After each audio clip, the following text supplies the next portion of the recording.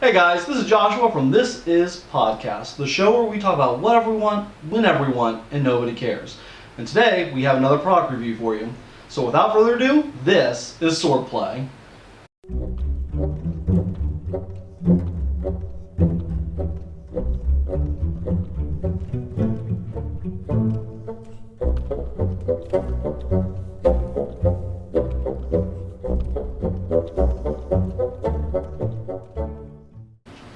Alright, today we're talking about the 1860 Light Calvary Union Saber. 1860 is a little bit of a misnomer.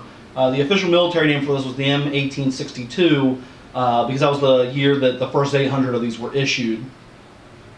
So this particular model comes from Windlass Steelcrafts, and right now it's on Kult of Athena. That's cultofathena.com. It's right along the bottom here for $98.96. It does come, like all Windlass products, it does come unsharpened.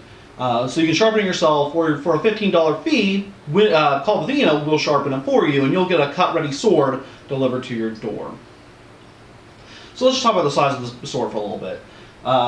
It's a 33 5/8 inch blade, which for any of you using the metric system, that's 85.4 centimeters.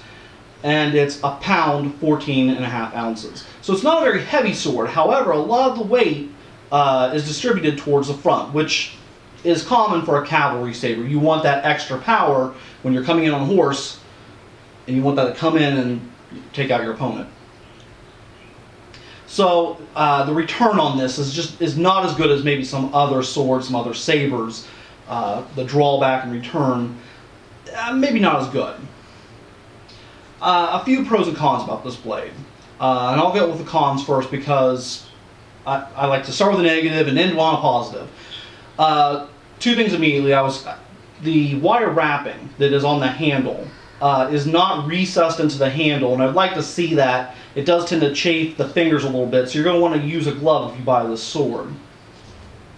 The other negative, and this is really more personal than anything else, is that this sword comes with a steel scabbard. Now, I've had a few steel scabbard swords, and the reason I don't like them is they have a tendency to rust very fast. So when you have a steel scabbard sword, you need to maintain it. You need to keep it oiled, keep it polished, because it will rust on you quickly, and you need to just keep an eye on it. So that's more personal than anything else. If you're willing to take the work, time, and effort to keep it maintained, they're not bad. Let's talk a little bit about pros, because there's two big pros. Immediately, it has a very nice peen job. The pommel's peen, which means that the pommel's fused, the tang is fused to the pommel, and this is one of the nicest peen jobs I've seen on a sword in a while. If it wasn't for that silver that shows right on the bottom of the brass, you would hardly be able to tell that this was a peen sword. This is just a really nice peening job. The other thing is the price, $98.96, and that was immediately something I thought this was going to be a waste of money. You get what you pay for generally, and this is one of those rare cases where it doesn't. $98.96 is really good for this sword. It's just a great quality sword for under $100. So let's take it out back, let's cut some bottles, and see what we can do with it.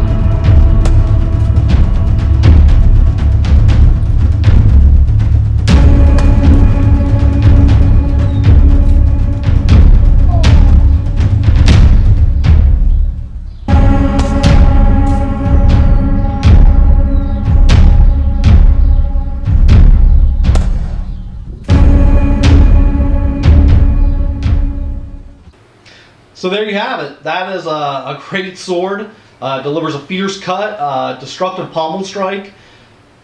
For under $100, you're not going to find a better value on the market.